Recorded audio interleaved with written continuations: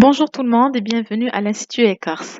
Cette première vidéo sera consacrée à l'étude du premier chapitre de la boîte à merveilles. Pour cela, je vais commencer par vous présenter une introduction générale. Ensuite, vous parler d'un concept très important qui est l'incipit.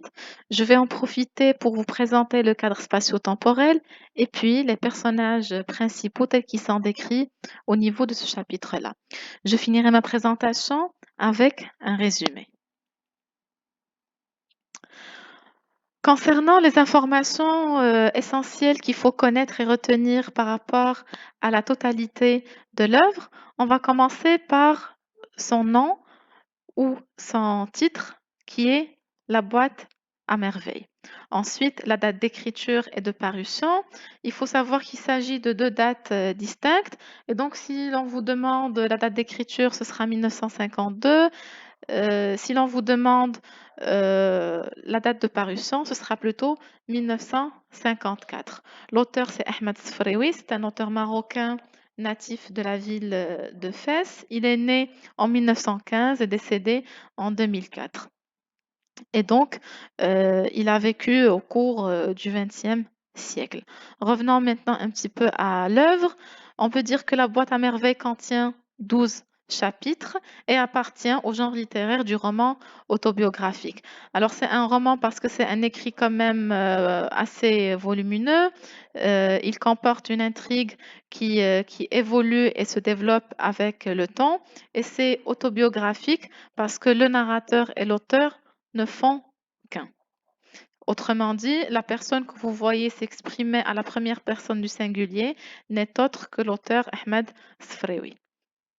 Pour le type de littérature, vous avez certainement entendu parler de la littérature maghrébine d'expression française. C'est le cas d'ailleurs de cette œuvre-là, étant donné que nous avons un auteur marocain, mais qui ne s'exprime pas en langue arabe, il s'exprime plutôt en langue française. Force est de constater que le langage qui est utilisé est un langage courant. Ce n'est ni le langage familier ni le langage soutenu. Pour la focalisation, c'est une leçon que vous avez déjà eue au collège et que vous avez peut-être revue au lycée. Là, le point de vue n'est pas un point de vue zéro, ce n'est pas non plus le point de vue externe, mais nous avons un point de vue interne parce que nous avons tout d'abord l'utilisation du jeu, la première personne du singulier, et nous découvrons l'effet du récit en même temps que le narrateur qui les rapporte. Les temps verbaux utilisés sont divers. Nous avons l'utilisation de plus que parfait, du passé composé, de l'imparfait et du passé simple, du présent, mais nous avons une certaine dominance de l'imparfait et du passé simple qui sont les temps du récit. Donc l'imparfait est utilisé pour la description, pour décrire notamment des personnages ou des paysages ou des endroits alors que pour décrire ou rapporter des actions qui durent dans le temps, c'est-à-dire dont la durée est indéterminée, alors que le passé simple, c'est un temps qui est plutôt utilisé quand on veut accélérer un petit peu le rythme du récit. Et donc, il est utilisé pour exprimer des actions brèves ou des actions qui sont plutôt achevées. Alors, il n'y a rien de contradictoire parce que nous trouvons le présent aussi, mais le présent est utilisé quand le narrateur se révèle en tant qu'adulte. Raison pour laquelle nous trouvons également l'utilisation du présent, c'est un présent d'actualité. Maintenant, il faut être conscient que parmi les questions classiques qui se posent très souvent au niveau de l'examen régional, nous avons cette question-là qui est présente sous forme de tableau à compléter ou de vide à remplir. Et cette question-là tourne autour de ces informations, comme je vous ai dit. Et donc, n'hésitez pas à faire la capture d'écran ou à noter, si vous avez de quoi noter. Donc, le titre de l'œuvre, Veuillez le noter comme ça, vous n'aurez pas du mal à l'orthographier par la suite. C'est La boîte à merveilles, l'auteur Ahmed Sfrewi, les années de naissance et de décès 1915 et 2004, le roman autobiographique pour le genre littéraire. Pour la date de parution, c'est 1954, contrairement à la date d'écriture qui est 1952. Le siècle est automatiquement le 20e. J'espère que c'est clair pour cette première partie-là. Je vais passer maintenant pour vous parler de l'incipit et je commencerai par une définition très simple. Alors, incipit ou incipit, quand vous voulez, la prononciation la plus courante, c'est plutôt celle de l'incipit. Alors, qu'est-ce qu'un incipit? L'incipit, pour faire simple, c'est le commencement. C'est la première partie. On peut dire que l'incipit représente les premières pages d'un roman. Et donc, toute œuvre contient un incipit. Il s'agit d'ailleurs d'un passage très important car c'est la porte d'entrée par laquelle le lecteur découvre l'œuvre écrite par l'auteur. On attribue à cet incipit trois grandes fonctions, commençant par la fonction informative où l'auteur fait un choix très bien réfléchi par rapport aux informations qu'il va énoncer au niveau de ce début-là. Alors, le choix des informations peut concerner justement les personnages qu'il va présenter. Cela concerne également le cadre spatial et le cadre temporel, comme nous allons voir un peu plus loin. Et donc, ces informations-là ne sont pas choisies de façon aléatoire, euh, mais c'est, comme je viens de vous dire, c'est un choix qui est bien réfléchi. Alors, pourquoi justement on fait ce choix-là? Parce que nous accompagnons, plutôt l'auteur accompagne le lecteur dans cet acte de lecture. Et donc, pour mieux l'aider à comprendre et à suivre l'effet du récit, il choisit de façon minutieuse les informations qu'il met au début. Voilà. Pour la fonction dramatique, euh, et pour faire simple, la fonction dramatique réfère à l'intrigue.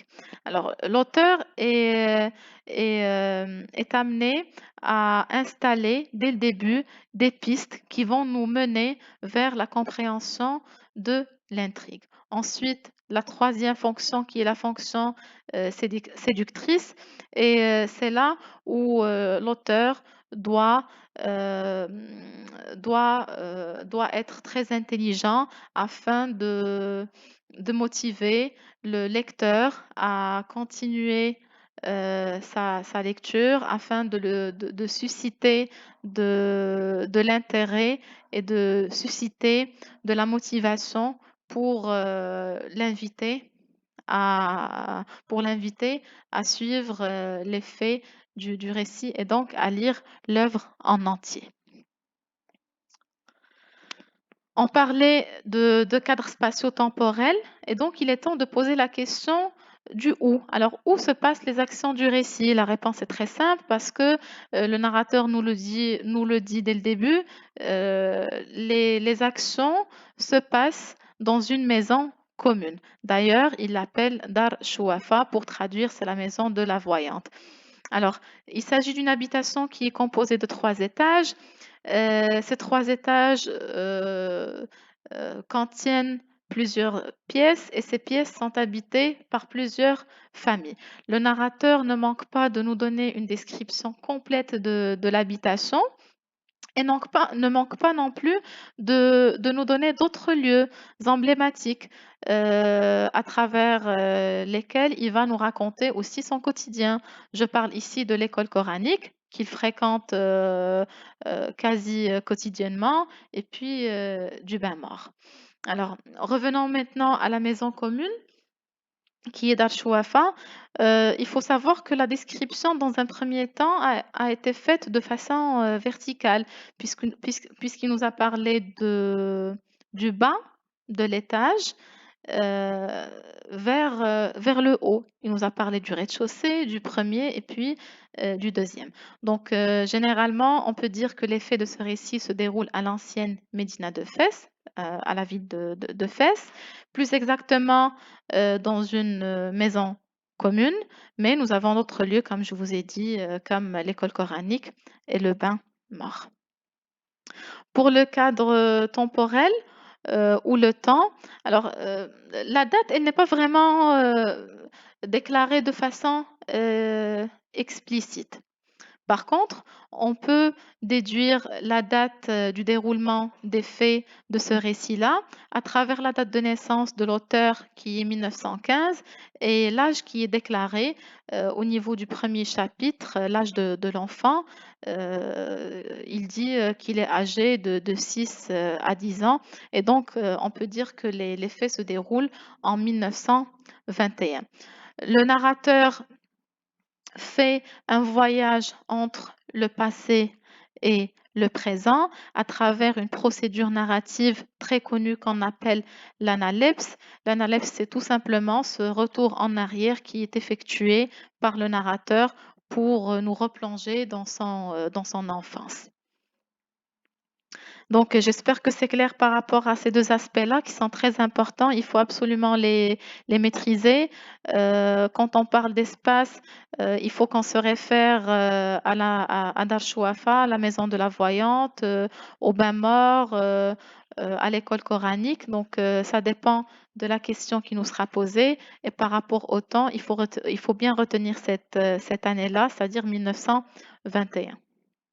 Et ne pas oublier qu'il y a ce va-et-vient entre le passé et le présent du narrateur. On passe maintenant pour parler des personnages principaux. On commencera par le narrateur. Alors, nous avons un tas d'informations concernant ce narrateur-là. On peut dire qu'il s'agit tout d'abord d'un narrateur adulte, et puis nous avons affaire à un garçon de 6 ans. C'est un garçon qui souffre de solitude parce qu'il n'a pas d'amis. Nous avons d'autres informations qui concernent son quotidien, notamment l'école qu'il fréquente. C'est un élève de l'école coranique. Nous avons aussi un petit détail par rapport à son aspect vestimentaire. C'est un enfant qui s'habille en djellaba. Euh, on peut dire aussi que c'est un enfant unique. Il ne ressemble pas aux autres, comme il le déclare d'ailleurs, puisqu'il dit qu'il n'a pas envie d'imiter les grands, ni ses parents, ni le maître d'école, mais il a envie de découvrir, de connaître. Donc, il a un certain goût pour l'imaginaire. C'est ce qu'il nous explique d'ailleurs quand il ouvre sa boîte à merveilles et quand il rencontre ses jouets qui sont à la base des objets ordinaires, mais qui ne le sont pas pour lui parce qu'il trouve que ce sont ses véritables et seuls amis. Donc, le narrateur préserve ces objets-là et en parle avec beaucoup de tendresse. C'est le héros de l'histoire, il ne faut pas l'oublier. Alors, à côté de ce personnage principal qui est le narrateur, nous avons la mère du narrateur. C'est une femme qui prétend être descendante du prophète et elle s'en vante. Elle ne manque pas de le dire et de le répéter, notamment à ses voisines. C'est une femme qui est décrite de façon un petit peu éloignée de l'image que nous avons de la maman, de cette image tendre et aimante. D'ailleurs, le narrateur nous l'a décrit à travers deux grandes scènes, deux fameuses scènes, la scène du bain mort et la scène de la dispute. Et ce sont deux scènes qui provoquent chez le narrateur, euh, chez le narrateur un sentiment de peur et de frayeur. Contrairement au papa, alors le père ici est présenté ou bien il est décrit comme étant une personne sage et plutôt calme. Il est d'origine montagnarde et il est tisserand. Tisserand, c'est-à-dire un ouvrier qui fabrique des tissus. Ensuite, nous avons un autre personnage très important qui est la Chouafa ou la voyante. C'est une femme, d'ailleurs, comme son appellation l'indique, c'est une femme qui exerce le métier de Chouafa, de voyante, et donc elle reçoit pas mal de clientes qui viennent de quartiers, des quartiers les plus lointains de Fès afin de leur prédire, pour qu'elles leur prédisent euh, qu'elle leur prédit, pardon, euh, l'avenir, afin qu'elle leur prédise l'avenir. On va passer à un autre personnage qui est Rahma. Alors Rahma, c'est la femme de Driss El-Oued et la mère de Zineb. Elle occupe le premier étage de la maison où réside la famille du narrateur. Et puis nous avons Driss Ouad, c'est le mari de Rahma et le père de Zineb. Il exerce le métier de fabricant de charrues. Nous avons un autre personnage maintenant qui n'est pas très âgé par rapport au narrateur. C'est d'ailleurs Zineb qui est plus âgée que le narrateur d'un an. C'est une fille que le narrateur n'apprécie pas vraiment. Et d'ailleurs, il le dit, il le déclare au niveau du premier chapitre, il dit qu'il ne l'aime pas. Je finirai cette liste de personnages principaux avec une figure emblématique du récit qui est le frère ou ou le maître d'école.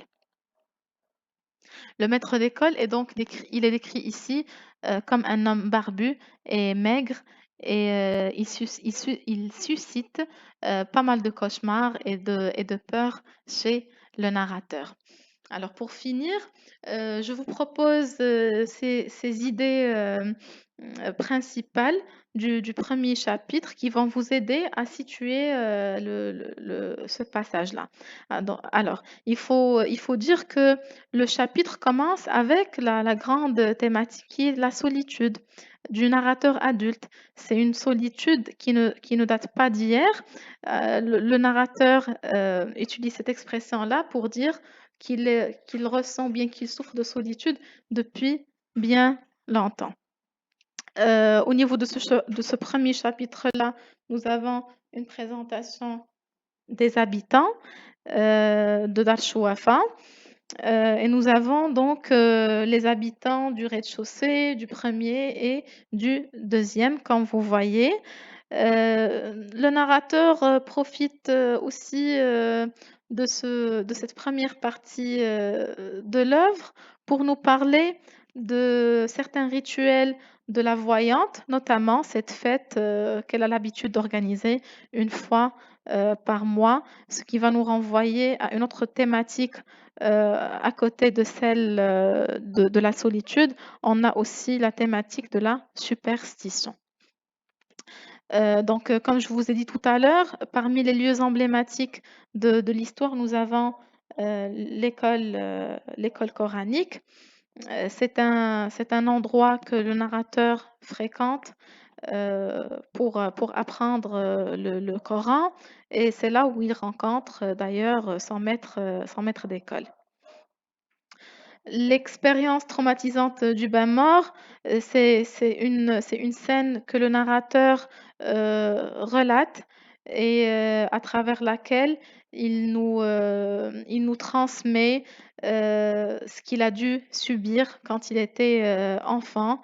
C'est une expérience désagréable que le narrateur n'a pas aimée et donc il va carrément vers une description qui est vraiment détaillée et il nous propose aussi la métaphore de l'enfer. Il voit vraiment, il nous dit que le bain mort pour lui, c'est l'enfer. Et donc, nous avons ici une comparaison assez frappante. Concernant le narrateur, qui est le personnage principal de l'histoire, il est révélé comme étant une personne, comme je vous ai dit tout à l'heure, rêveuse. C'est une personne aussi curieuse et donc il se démarque par rapport aux autres enfants de son âge. ce chapitre se clôt avec le malaise que le narrateur ressent suite à la dispute entre sa maman et Rahma à cause de la lessive. C'est une dispute qui a commencé le matin, mais qui a été déclenchée encore une fois le soir quand le père du narrateur est venu. On ne va pas aller vraiment dans les détails parce qu'il s'agit d'un résumé. Donc, n'hésitez pas, après avoir visionné la vidéo, n'hésitez pas à aller